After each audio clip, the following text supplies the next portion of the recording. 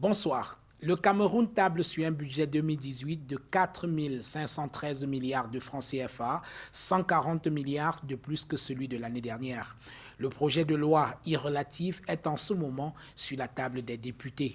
Ce budget sera particulièrement influencé, entre autres, par la lutte contre Boko Haram, la préparation de la CAN 2019 et l'organisation d'au moins 3 élections prévues en 2018. Dans un contexte où le prix du pétrole continue sa tendance baissière, où le déficit se creuse alors que la dette publique s'envole, certains analystes pensent que l'économie camerounaise sera à la peine. Un avis que ne semble pas partager le président Paul Biya, qui a une fois de plus mis en avant la résilience, la diversité de l'économie camerounaise dans sa circulaire fixant les orientations générales de la politique budgétaire de l'année 2018. Quelle conjoncture économique pour le Cameroun en 2018? Nous poserons la question à notre invité. Merci de rester fidèle à Canal 2 International. Merci de regarder la grande interview.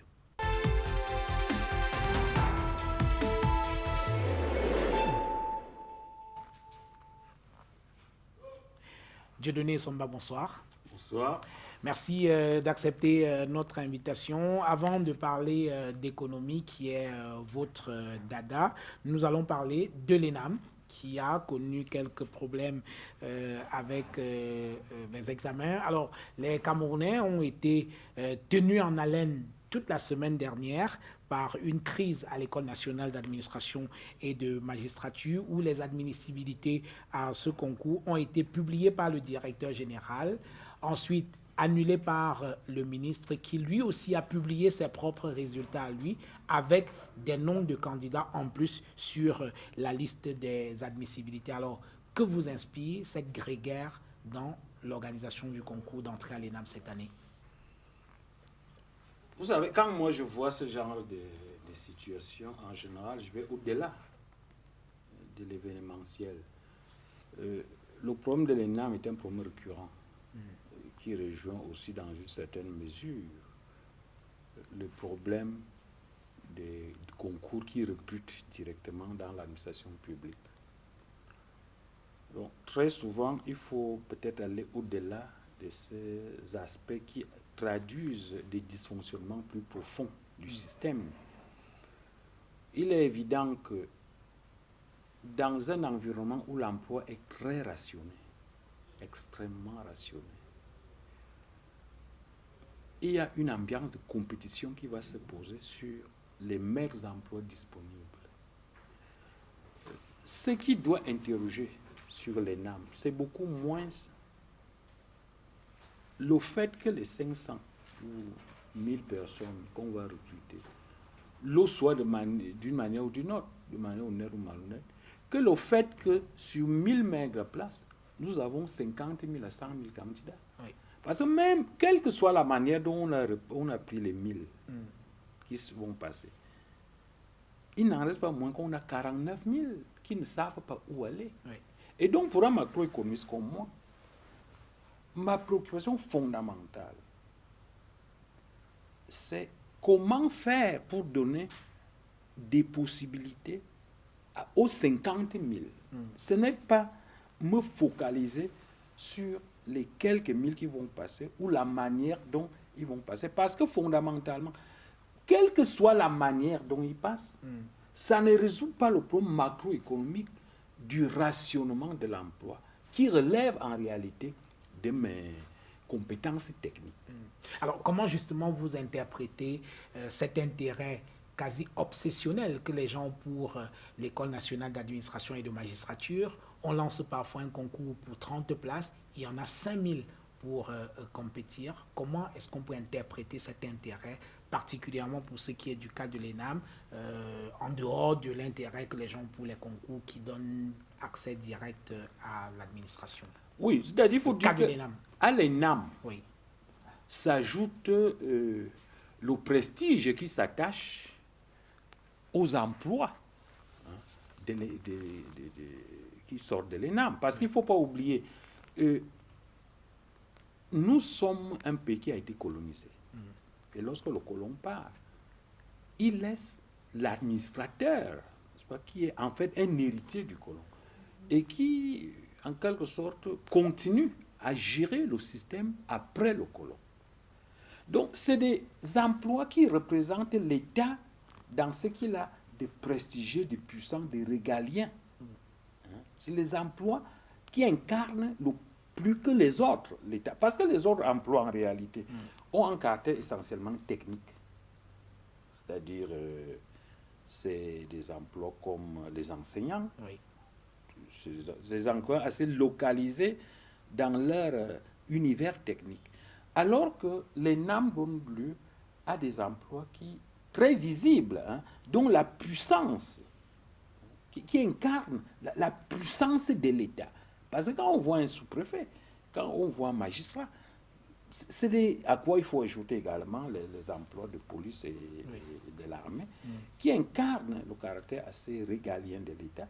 On voit très bien que les NAM, au-delà de la service de l'emploi, au-delà également de la bourse, les NAM incarnent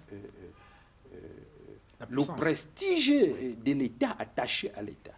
Alors, on observe chaque année qu'il y a pas mal de fils d'eux qui frappent à la porte de l'ENAM. Bon, évidemment, ils ont le droit, comme tout le monde, d'entrer dans cette école-là, ne se pose pas le problème. Alors, seriez-vous d'accord avec Pierre Bourdieu que, pour paraphraser, pour pasticher un peu Pierre Bourdieu, qui pense en disant que l'ENAM est une instance de reproduction entre les mains de l'élite au pouvoir au Cameroun? Vous savez, nous pouvons aborder le problème de manière anthropologique. Oui. C'est-à-dire que la tendance naturelle dans toutes les communautés, c'est la reproduction des élites. Oui.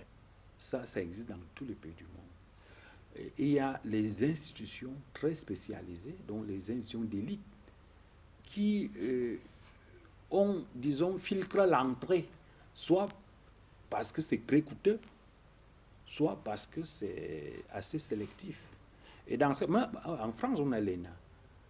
On a en Grande-Bretagne, on a les universités comme Oxford et autres. Donc, il y aura toujours cette tendance. Il y aura toujours cette tendance. C'est-à-dire, c'est anthropologique, quoi. C'est-à-dire, c'est difficile de s'en passer. Oui. Par contre, ce qui n'est pas normal, c'est qu'on ait un système tellement rationné que ceux qui passent à l'ENAM ont tout, et les autres qui échouent n'ont rien. Ouais. C'est-à-dire qu'il faut un système assez large, n'est-ce pas, qui, même si la haute élite se reproduit à travers une école comme celle-là, qu'au moins, qu'on ne crée pas une sorte de coupure où la haute élite a tout et les autres n'ont rien. Ça veut dire qu'il faut aussi un système productif qui puisse permettre à tout le monde de trouver la place. Parce qu'il ne faut pas confondre l'élitisme et la méritocratie. Oui.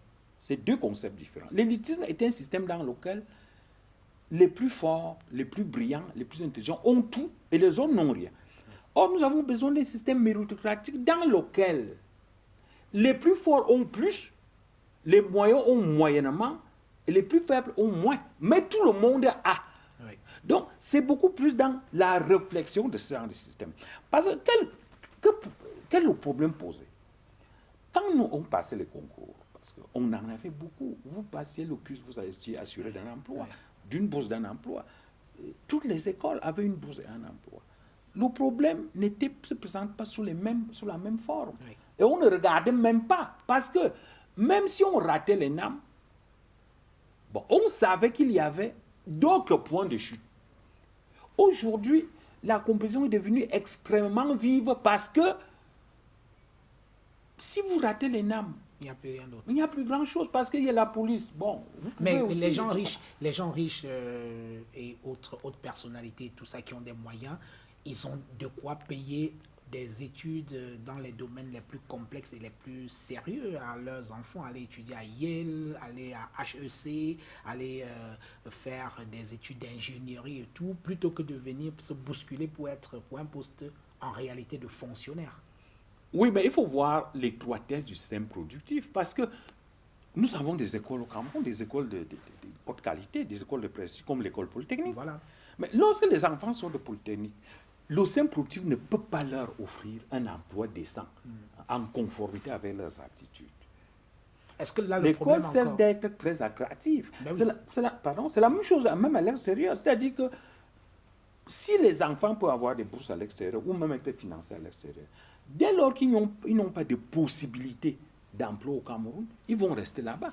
Alors, est-ce que le problème, vous parliez de l'école au Cameroun qui est héritée, ou alors de l'administration camerounaise qui est héritée de la colonisation, est-ce que justement le problème ne vient pas de là? C'est-à-dire qu'on ne forme plus les gens pour créer de la richesse, mais simplement pour être salariés.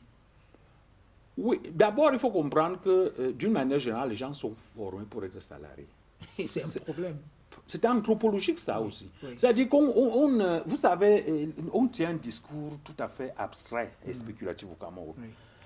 Dans le principe, hein, la majorité des gens étudient pour être salariés. Parce que la création d'entreprises relève des aptitudes exceptionnelles. C'est des dons. Tout le monde ne crée pas une entreprise. Oui. Parce qu'il faut avoir des qualités exceptionnelles, un talent exceptionnel. Donc, il n'y a pas de formation pour créer des entrepreneurs. Vous naissez entrepreneur et évidemment, on peut renforcer vos aptitudes. Mais anthropologiquement, pratiquement 95% des gens font l'école pour être salariés, que ce soit salariés au niveau de l'État, au niveau des entreprises publiques, au niveau du secteur privé. Oui.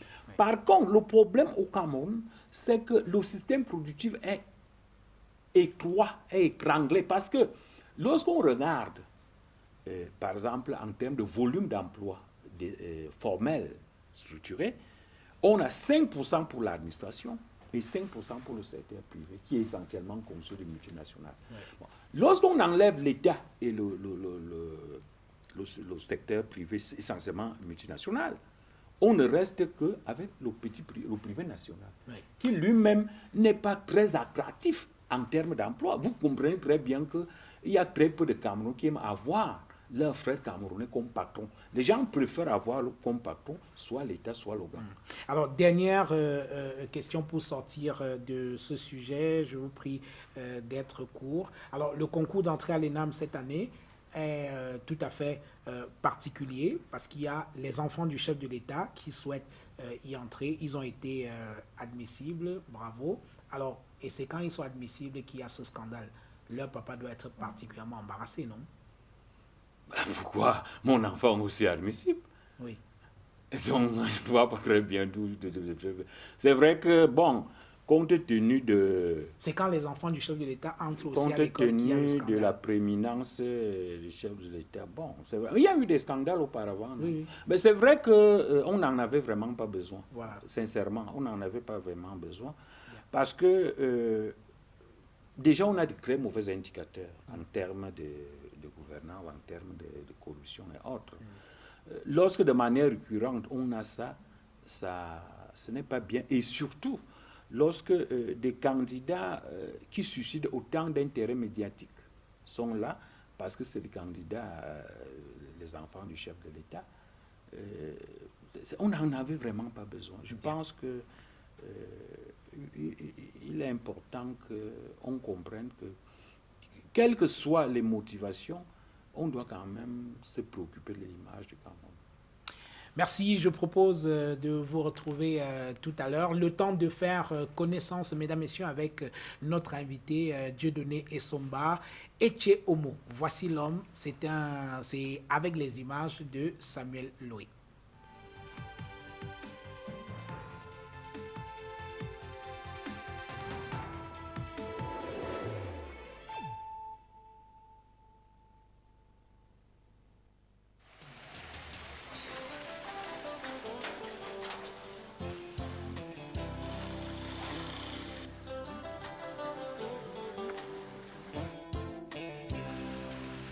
Le quartier lui-même est connu généralement sous le nom de Kansonolo Yomaban, mais son nom réel, c'est Nomnam. C'est Nomnam, c'est le nom que les autochtones ont donné à ce village, à ce quartier. Oui, c'est pas facile, vous avez dû vous en rendre compte. D'abord, pour partir de la ville jusqu'au quartier, lui-même au quartier Nomnam, on a une route qui est de temps en temps recouverte d'un petit bitume lequel disparaît après 2 ou 3 ans, et puis ça donne des trous, et c'est très difficile. À côté, à l'intérieur des quartiers, les voies d'accès ne sont faites qu'avec les mains. Et lorsqu'on sait très bien que même la construction des maisons est anarchique, vous comprenez très bien quel désordre ça donne. On manque terriblement non seulement de routes, mais de tout l'équipement social. Bien, bienvenue chez moi. Ici, c'est ma concession. Aussi bien à droite, où j'ai fait quelques petits appartements, qu'à gauche, où il y a vers le haut des appartements, et ici, la maison familiale.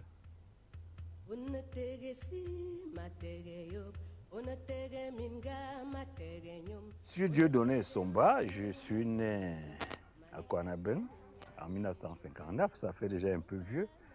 Donc j'ai pratiquement 60 ans, quelques années, 2 ou 3 ans, 1 ou 2 ans près. J'ai fait mon école primaire à Va, mon collège à Jean 23. Je suis arrivé ici à Mongo Petit Collège, Mongo Petit, j'ai eu le bac.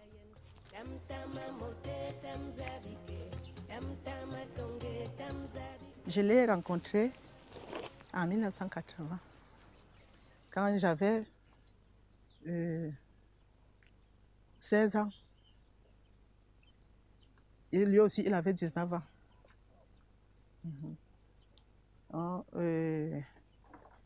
Après, il m'avait pris, étant petit comme ça, il m'avait pris. Donc jusqu'à maintenant, nous sommes toujours là, ensemble. C'est un homme, il est très humble. Très humble. Donc c'est la qualité qui domine toutes ces qualités. Très humble.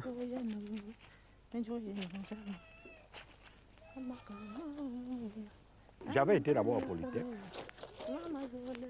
Pour certaines raisons, je n'ai pas pu continuer aussi. Je ne peux pas toujours dire ça ici. Mais de toute manière, j'ai donc présenté le concours de lycéen et je suis entré. Donc j'ai fait une scolarité et puis je suis sorti. Alors, avec un diplôme d'ingénieur d'application.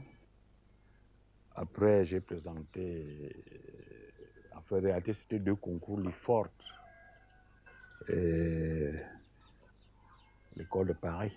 Bon, j'ai eu les 2 concours. À l'IFORT, on voulait 2 places. Et à l'école de Paris, on voulait 1 place. Nous étions 875 candidats. Donc, je reste en France pendant 2 ans et je rentre. D'abord, moi, j'ai toujours été parti, je suis toujours parti en Europe avec des propositions alléchantes. C'est une vie qui ne m'a jamais plu. Absolument pas. C'est-à-dire que, bon, l'Europe, pour moi, c'est des opportunités, mais ce n'est pas un cadre de vie. Je ne sais pas comment un homme, un Africain, qui a vraiment vécu la vie en Afrique, peut être intéressé par l'Europe. Je ne vois pas très bien ce qui peut vraiment attirer un Africain authentique, en dehors de la richesse, parce que c'est très riche.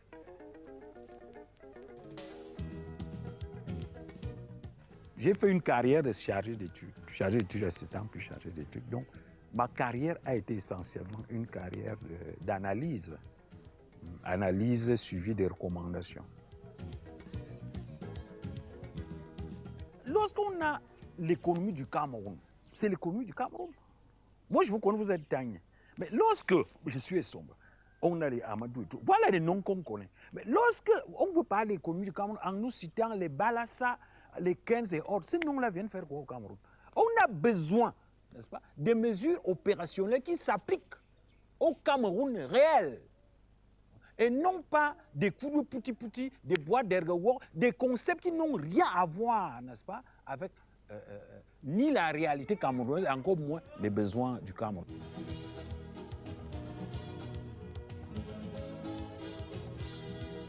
J'ai un seul maître, c'est Maître Chunjang Poimi. Je n'ai pas d'autre maître. Oui. Parce que c'est le seul économiste majeur qui a écrit pour nos pays, en tenant compte de ce que sont nos pays. Dieudonné Essomba me semble être un personnage entier, quelqu'un qui dit ce qu'il pense, qui n'a pas de faux fuyants, qui s'exprime en toute liberté, en toute indépendance. Et ça, moi, j'aime ce côté du personnage. Je l'aime vraiment parce que cela manque à notre pays, des gens qui disent ce qu'ils pensent sincèrement sans être influencés par ce que les gens vont penser. Aujourd'hui, le Cameroun est en crise. Dans tous les pays du monde, tous les grands économistes nationaux se seraient levés en disant « Voici ce qu'il faut faire ». Moi, je me suis levé en tant qu'économiste. Parce que je suis un économiste. Je ne suis pas un économiste, je suis un économiste. Et j'ai dit, depuis 2007, ce qu'il fallait faire pour éviter la crise. Dieudonné Essomba a vu quelque chose que nous tardions à voir. Il a compris bien avant tout le monde que la question des réserves de change était essentielle, était primordiale, et que nous allions droit dans le mur, au Cameroun et dans toute l'Afrique centrale. Il l'a dit bien longtemps sans que personne ne fasse attention. Le seul défaut que je lui trouve, c'est que c'est devenu comme une obsession à la fin. C'est-à-dire tout pour lui tourne autour de vous vendez du cacao et puis vous dépensez tout cet argent pour importer des téléphones portables. Quand il a sa chose dans son corps, même s'il y a 1000 personnes qui sont parties d'un seul côté, et lui, il reste seul dans son côté, il va dire toujours ce qu'il pense. Donc, il va soutenir sa place.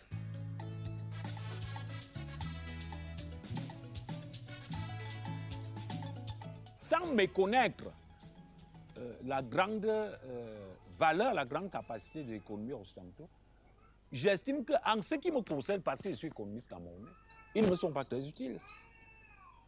Ils sont très utiles parce qu'ils ont fait des théories qui s'ajustent très bien à leur pays, mais on voit très bien qu'aucune de ces théories ne s'applique chez nous. Et la preuve est que nous sommes tous pauvres.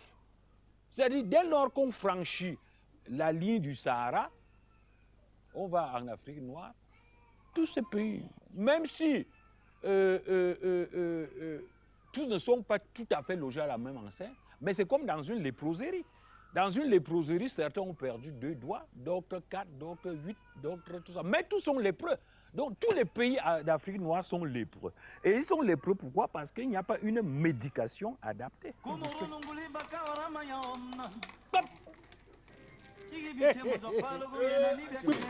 Je suis retraité depuis 2014. Et depuis cette date, j'ai beaucoup d'occupations. Non, tu vas manger quand?